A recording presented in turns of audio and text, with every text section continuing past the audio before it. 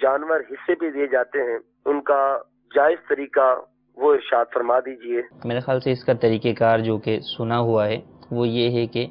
ایک شخص جو ہے وہ جانور خرید لیتا ہے اور خریدنے کے بعد وہ کسی دوسرے شخص کو دے دیتا ہے صحیح کہ یہ جانور تم پالو اور اس کی دیکھ بھال چارہ وغیرہ سب کچھ جو ہے وہ تم کرو، صحیح اور جب اس جانور کو ہم بیچیں گے، جیسے قربانی وغیرہ کے مواقع پر جو ہے وہ جانور بکتے ہیں، تو جو نفع ہوگا وہ آدھا آدھا ہوگا، آدھا تمہارا آدھا ہمارا۔ یا پھر یہ ہوتا ہے کہ یہ جو ہے وہ جانور اگر مادہ ہے اور اس سے جو بچے پیدا ہوں گے تو وہ بچے ہم دونوں کے آدھے آدھے ہوں گے۔ ٹھیک ہے، تو شرعی اعتبار سے یہ چونکہ ایک شرکت کی جا رہی ہے، پارٹنرشپ جو ہے وہ کہہ لیں اس کو، اگرچہ اس کو پارٹنرشپ نہیں سمجھا جاتا، کاروبار میں پارٹنرشپ سمجھا جاتا ہے، لیکن یہ بھی ایک طریقے سے شرکت ہے کسی چیز کے اندر کہ شرکت کے بعد جو اس سے نفع حاصل ہو رہا ہے اس میں دونوں افراد شریک بن رہے ہیں، شامل ہو رہے ہیں۔ تو شرعی اعتبار سے تو یہ شرکت فاسد ہے، اس کی شرعاً جو ہے وہ اجازت نہیں ہے، کیونکہ وہ چیز کا مالک تو ایک شخص ہے، اس سے جو بھی نفع حاصل ہوگا تو اس کا مالک وہی ہوگا، جو نفع جو ہے وہ جو مالک ہے وہی اس سے حاصل ہونے والے نفع کا بھی مالک ہوگا۔ سامنے والا شخص بھی ایک اضافی چیز کر رہا ہے، اس کی دیکھ بھال کر رہا ہے یا اس کو جو ہے وہ چارہ دے رہا ہے، تو در حقیقت وہ اپنی طرف سے جو بھی خدمات دے رہا ہے یا جو بھی مادی چیزیں چارے کی صورت میں پیش کر رہا ہے تو وہ اس جانور کا جو ہے وہ ایک اعتبار سے جو ہے وہ شرکت اس اعتبار سے نہیں بن سکتی کہ وہ اس جانور کا جز بن جائے اور اس میں اس کو شریک قرار دیا جائے۔ تو یہ تو صورت جو ہمارے ہاں رائج ہوتی ہے۔ اسی طرح یہ صرف اس میں نہیں، مرغیوں میں بھی ہوتا ہے کہ مرغی جو ہے وہ کسی کے پاس رکھوا دی، اب خرید لی شوق میں،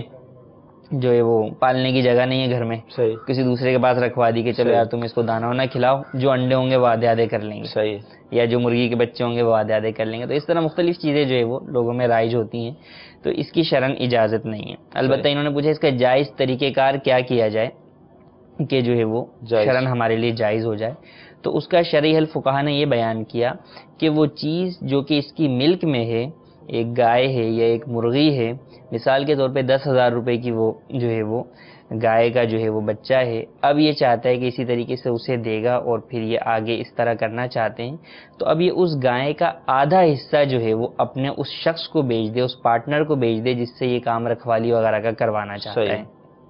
جب وہ اسے بیچ دے گا تو اب گویا اس گائے کے اندر جو ہے وہ یہ دونوں افراد آدھو آدھ کے شریک ہو گئے۔ اب جب یہ شریک ہو گئے تو اس صورت میں یہ اگر بکتی ہے کل کو تو اس کے نفع میں بھی یہ دونوں برابر کے شریک ہوں گے، کل کو اگر اس سے دیگر نفع حاصل ہوتا ہے دودھ کی صورت میں، انڈے کی صورت میں یا بچوں کی صورت میں، تو اس میں بھی آدھو آدھ کے اعتبار سے یہ شریک ہوں گے۔ لیکن اس صورت میں جو سامنے والا شخص ہے وہ اگر اس کی خیال کرتا ہے، دیکھ بھال کرتا ہے یا چارہ وغیرہ دیتا ہے، تو اب چارہ وغیرہ کے جو ہے وہ اس سے مطالبہ ضرور کر سکتا ہے کہ جب وہ گائے آدھی آپ کی ہے آدھی میری ہے، تو جو چارہ میں کھلا رہا ہوں پیسوں کا خرید کر، تو اس کے اندر وہ آدھا آدھا جو ہے وہ اس کا ایکسپینس بھی برداشت کریں گے، اخراجات بھی پھر دونوں ہی برداشت کریں گے۔ اور جب اس طرح کر لیں گے تو پھر حاصل ہونے والا نفع جو ہے وہ دونوں کے لیے جائز ہو جائے گا۔ اور جنہوں نے ایسا کر لیا، جو پہلی صورت تھی ناجائز صورت تھی کہ جس کے اندر صرف جو ہے وہ ایک ہی بندے کی جو ہے وہ گائے تھی یا جانور تھا اور سامنے والے کو اس نے دیا کہ آپ جو اس کی رکھوالی کریں،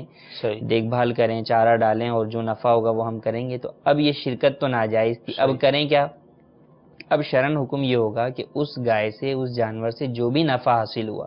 چاہے دودھ کی صورت میں، چاہے انڈے کی صورت میں، چاہے جو ہے وہ بچوں کی صورت میں، یا بیچ کر جو اس کا پروفٹ حاصل ہوا، وہ سارا کا سارا ہے اصل مالک کا جو کہ اس جانور کا مالک ہے۔ ٹھیک ہے،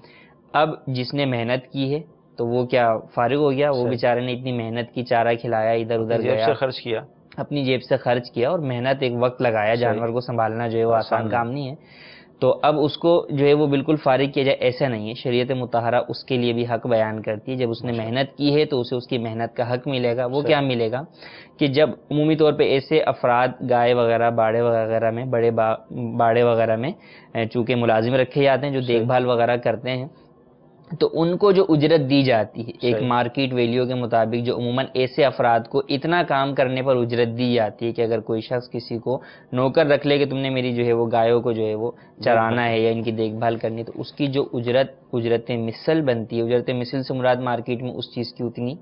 قیمت جو بنتی ہے، اجرت بنتی ہے، وہ اس شخص کو دی جائے گی۔ اب چاہے وہ اجرت مالک کو حاصل ہونے والے نفع سے جو ہے وہ زیادہ ہو، صحیح ہے، ٹھیک ہے، یا کم ہو، تو اس صورت کے اندر اس کو اس کی اجرت مثل جو ہے وہ دی جائے گی. ٹھیک. صلو علی الحبیب صلی اللہ تعالی علی محمد. مجھے اپنی اور ساری دنیا کے لوگوں کی اصلاح کی کوشش کرنی ہے انشاءاللہ عز و جل.